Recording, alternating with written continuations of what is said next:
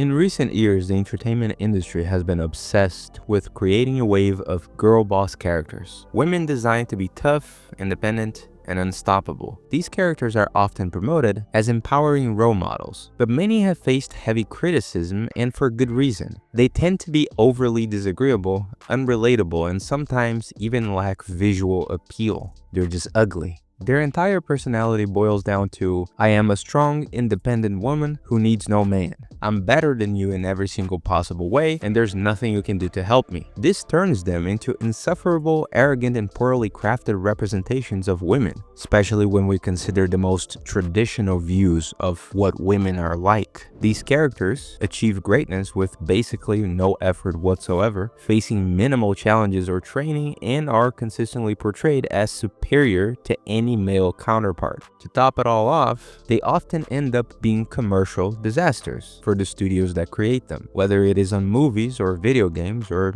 anything else. The truth is, audiences struggle to connect with characters who have no flaws or hardships. Nobody's perfect, and if a character is completely overpowered from the very start, there's no reason to root for them at all. Writing compelling characters isn't easy, but the creatively bankrupt entertainment industry, especially in Hollywood and game development studios, seems almost incapable of crafting feminine characters who are both inspiring and well written. Luckily, if we look back to the early 2000s, we can find the perfect blueprint for a strong female character in the work of Masashi Kishimoto. And no, I'm not talking about this one. Hyuga Hinata may not fit the modern idea of a strong female character at first glance. She's shy, soft-spoken, and often underestimated by those around her, but as the story unfolds, it becomes clear that her quiet strength and unwavering determination makes her one of the most compelling female characters in anime. So much so that she was widely regarded as the most popular female character in Naruto, at least in 2014.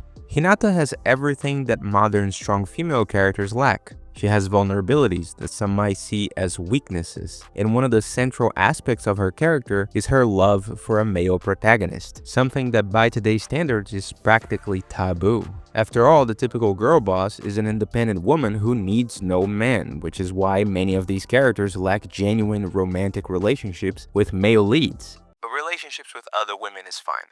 Beyond that, Hinata embodies traditional feminine qualities like empathy and humility. She's kind and nurturing, yet also disciplined and committed to her training. As the heir to the Hyuga clan, she carries a tremendous responsibility, balancing strength with grace. In many ways, she represents the very leadership and power that modern female protagonists often attempt but fail to capture. From the very beginning of her story, one of Hinata's most defining traits is her empathy. Unlike the rest of the village, she never sees Naruto as an outcast, but as someone fighting to overcome immense challenges. Challenges that no one believes he can conquer. After all, he's just a forgotten kid that happens to have a demon within him. This empathy fuels her admiration for him and inspires her to follow his example. Her love for Naruto is born from that admiration, as she recognizes the strength in him that others fail to see. She needed that inspiration to face her own struggles, particularly those within her own family. Branded as too weak by her father, Hinata was crushed under the immense expectations of the Hyuga clan. She's supposed to become the leader of one of Konoha's most influential families. The burden on her shoulders was overwhelming, and no matter how hard she tried,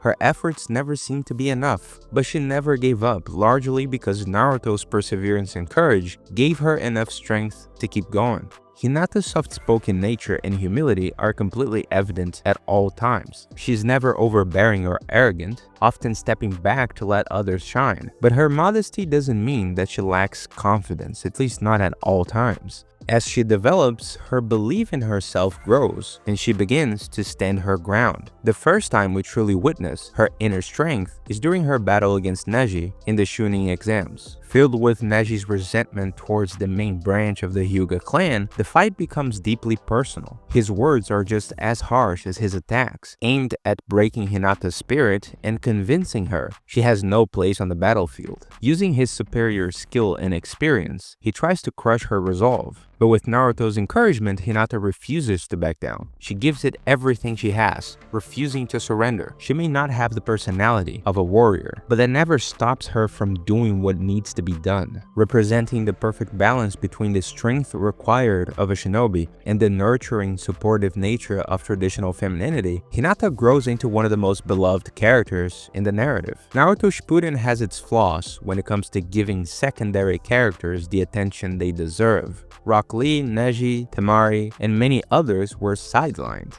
One of my biggest criticisms of the anime and the manga story in general. Fortunately, Hinata remained central to one of the most important, meaningful, and emotionally powerful moments in the series. The battle in Konoha against Pain. In a selfless act of love, she steps forward to protect Naruto when he needs it most. She actually says that it's a very selfish act, that she's just trying to protect the man that she admired, that she loved, and therefore she's acting to her own accord and doing what she wants to do. But realistically, it's a loving gesture. Of course, facing Pain isn't a fair fight. No one watching truly expected Hinata to win. She even says that herself. But this battle isn't meant to prove her strength as a shinobi. Almost no one could defeat Pain. Instead, it showcases her essence, her loyalty, her devotion, and her unwavering commitment to the men she loves, even at the cost of her own life. She knows she might not survive, but that doesn't matter. What matters is that she does everything in her power to protect him.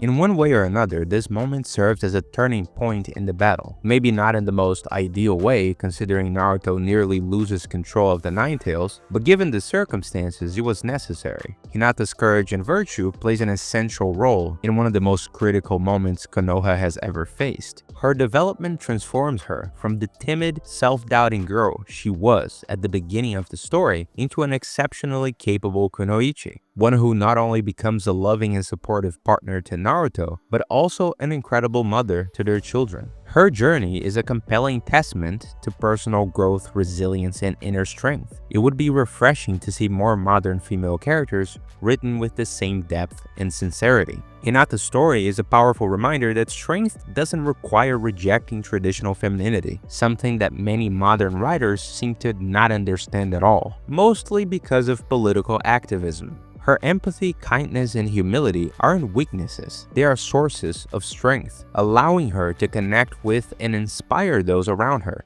including the audience. At the same time, her bravery and perseverance prove that gentleness and resilience can coexist very coherently within a character. It's the perfect contrast to when female characters are written as nothing more than girl bosses. In those characters, there's often little left to truly admire. They are not only uninspiring, but honestly, just disappointing. In a time when discussions about female representations in media can generate a lot of controversy, Hinata stands as a testament to the idea that femininity is a virtue, not a problem. She is a relatable, balanced, and deeply human character. But what about you? What do you think about Hinata's role in Naruto? Do you think she's the best female character in the anime? Or do you prefer someone else? Let me know in the comments down below. If you enjoy videos like this, don't forget to subscribe and leave a like. It's always helpful and deeply appreciated. Thanks for watching, and I'll see you next time.